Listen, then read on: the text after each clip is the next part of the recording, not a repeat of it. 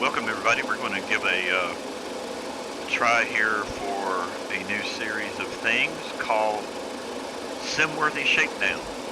So we're going to take for a spin the brand new C-47 Skytrain from Microsoft, and we're going to give it a fly. We're going to fly out of Papua New Guinea, Alpha Yankee Golf November. Custom airfield that's available on Flightsim.to. Do a search for Milne Bay and you'll find it. This is a World War II era airfield with lots of equipment and scatter and fixed airplanes and hangars and latrines and barracks and all sorts of other things. So if you're interested in that, check it out. Otherwise, we're going to go ahead and get started. So one of the things I decided to do with this intro video was really not to go through all the startup procedures, but just to take a general look at inside the cockpit, point out some differences that you might recognize if you currently have the DC-3 in Microsoft Flight Sim. There are some differences. Some of it is minor and cosmetic. But anyway, we'll go ahead and give it a go. So one of the things that you'll notice in the new C-47 is that depending on the livery that you pick, you will have the opportunity to flip a jump button and then have paratroopers jump out of the airplane. You'll need to then, as soon as you flip that switch, you'll need to switch to external view, and then you'll see those fine folks exit the plane and float down to the ground, and then they disappear. So anyway, so that is one of the new unique features of this particular aircraft. I think one of the things that I would want to point out, and I would be remiss if I didn't, is that this flight model is different from the DC-3. It's not near as sensitive on the ground in terms of takeoff and then landing, in terms of what you might experience with a ground loop. And some of the flight characteristics are definitely different as well. So, as a Flight Sim community member, I'm certainly hoping that Duckworks creates a mod for this aircraft as well, make it more enjoyable. Aeroplane Heaven did release, although it wasn't included in the bundle from Microsoft, several other liveries, which is one of my, in the previous attempt at recording this particular first look, there were no aircraft with any insignia, so at any rate, Airplane Heaven did release a pack of liveries, although they omitted the RAF version of the aircraft.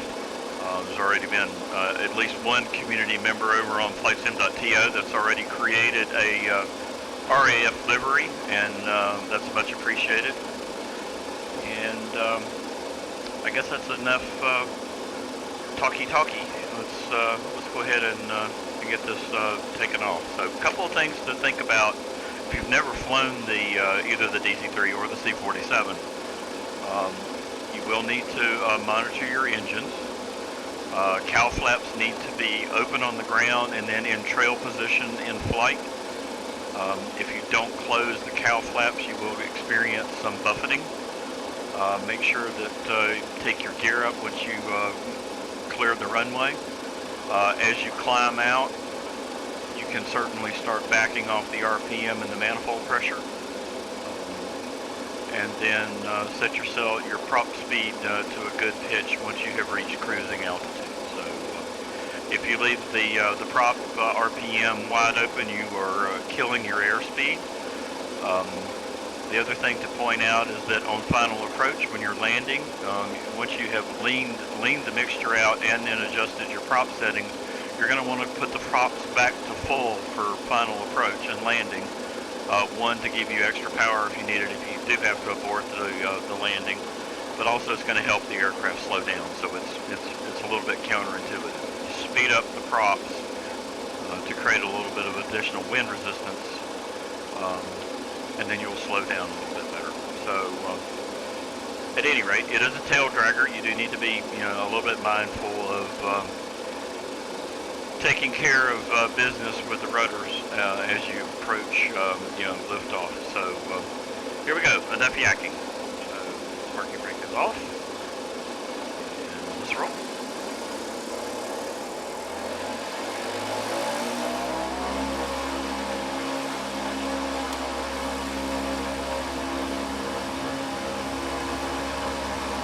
And again, as I mentioned, this particular airfield is out on Flightsim.to for download.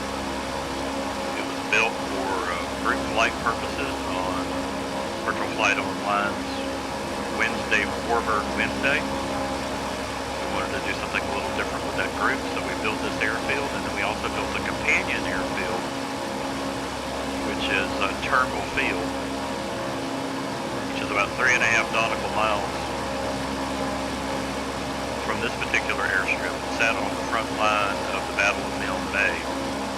And we also wanted to have some time in flight to be able to talk to each other about the history of Squadron 75 and 76 from the Royal Australian Air Force, and their exploits and bravery and sacrifice displayed here in this place.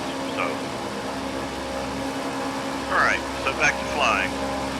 About 800 feet. I'm a little bit late with getting the gear up, flaps up, back down on manifold pressure and throttle. Okay, we now got a red light on the gear, so the gear is up.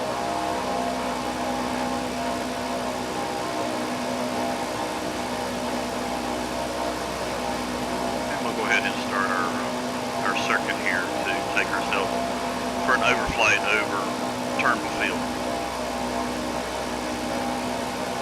So that particular airfield did not exist in the modern world. Actually is now a road in the Milne Bay area. We went to work with our bulldozers and planted lots of trees and removed a lot of modern structures to give this an appearance of what it might have looked like. Time period appropriate. Just do an overflight here of Alpha Yankee Golf November.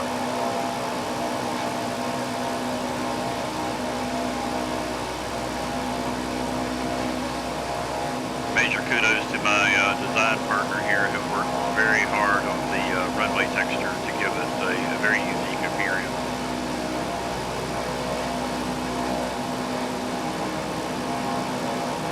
And we use publicly available libraries and some of the baked-in things in the software development kit to create this custom scene. Again, I encourage you to go and download it, incorporate it into your group flights, and have some fun.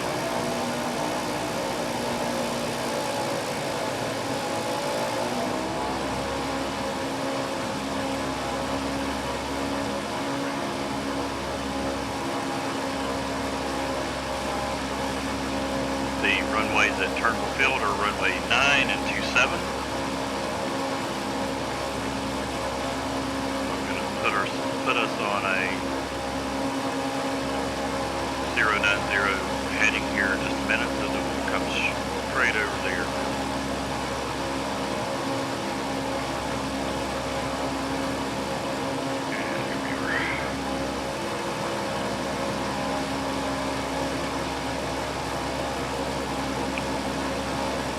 I guess another thing that I'll point out about this release with the C-47 is it also came with the Waco glider.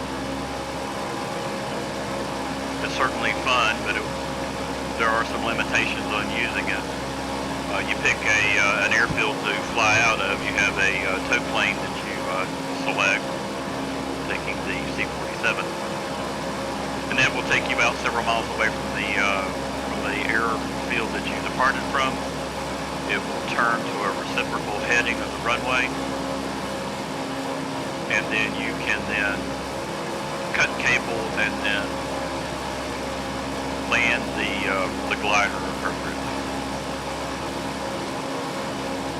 It's a very unique experience. You need to keep the glider above the tow plane. You need to take some care in terms of anticipating, particularly when it turns to the reciprocal to turn rate. And as best you can, you need to keep the glider directly behind the C-47 and then about 15 or 20 degrees above it. If you get too far left or right, or too far down or too far up, then the cable will break.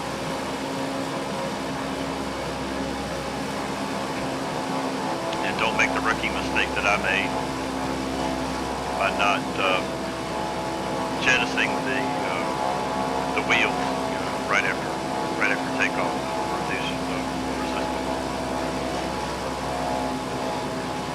All right, we're still motivating right along here toward Mill Bay. Give ourselves a little bit of distance here, and then we'll turn back, fly back over Turnbill Field, give you a better look, and then we'll land again at Alpha Golf Yankee November.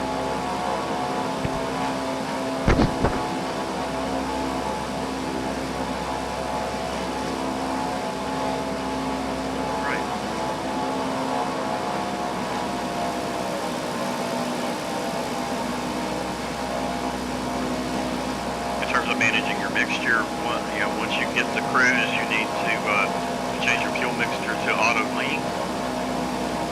No reason to burn extra fuel. Also put any undue stress on the cylinder heads.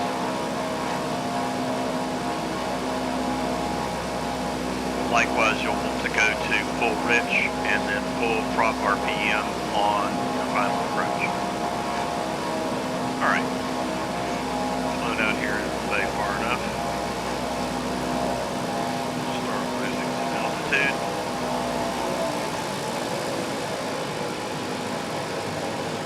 Make our turn.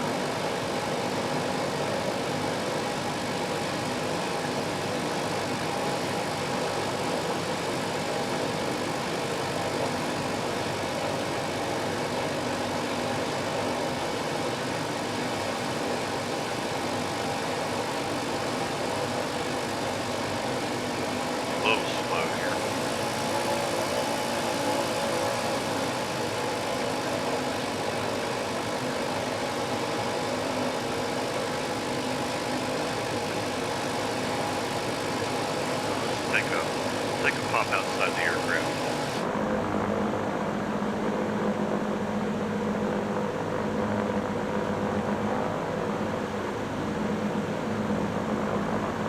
Can't wait to see some other liveries come out.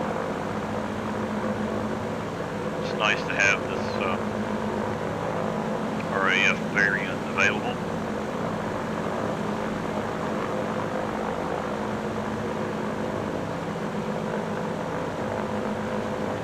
I'd love to see a RAF variant of this without the invasion strokes.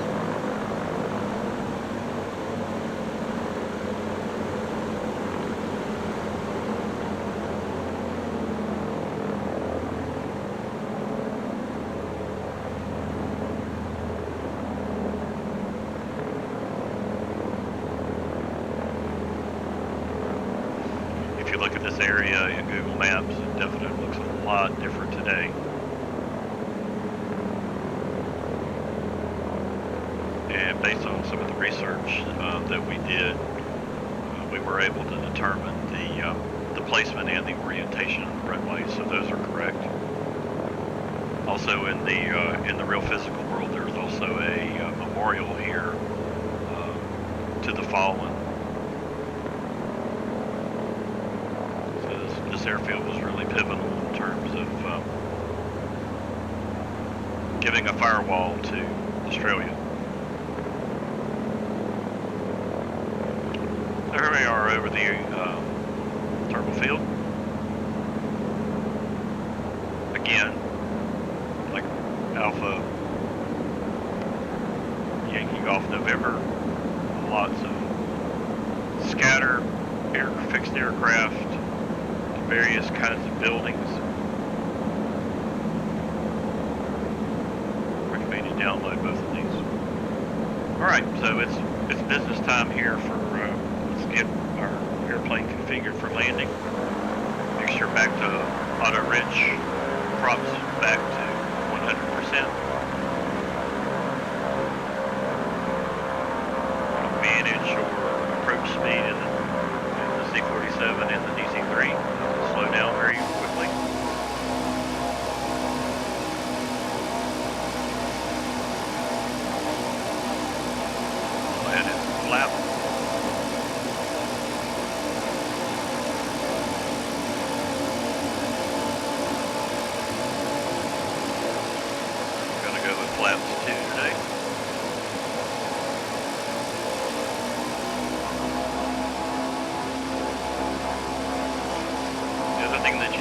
attention in terms of airspeed, as the aircraft will let you know when you're getting close to stall. It will start buffeting. And if it does start buffeting on you on final, then you need to, I'll use an auto racing analogy here, you need to step on the gas. Alright, we got ourselves lined up here. Almost. Gear is down, flaps are in position, so we've got the aircraft configured for landing for what we're going to use for this particular approach.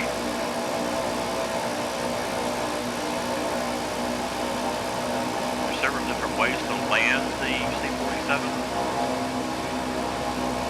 You can 3-point. You can come in level and then drop, or you can do a tail low landing. I'm just going to let the airplane just drop onto the runway here.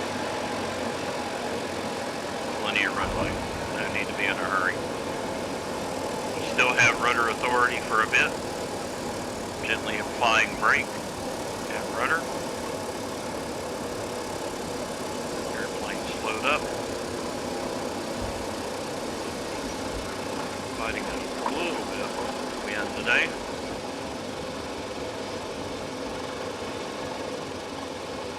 Good, we're down. And we will slowly apply brake. This C-47 will nose over, so if you hit the brakes too hard, you will face plant. And that's not what you want. All right, we made it to the opposite end of Alpha Yankee Golf November. Turn and taxi a bit. There's our squadron of P-40s from Squadron 75 and 76 here, sitting here waiting for us. And we'll just taxi over into their neighborhood.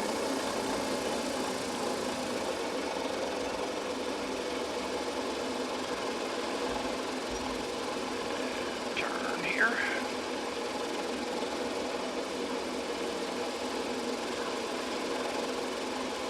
Alright, parking brake is on.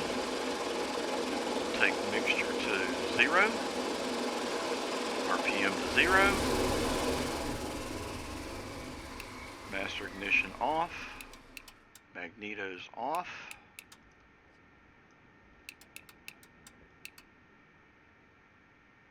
try that again, and we'll cut all the lights off here.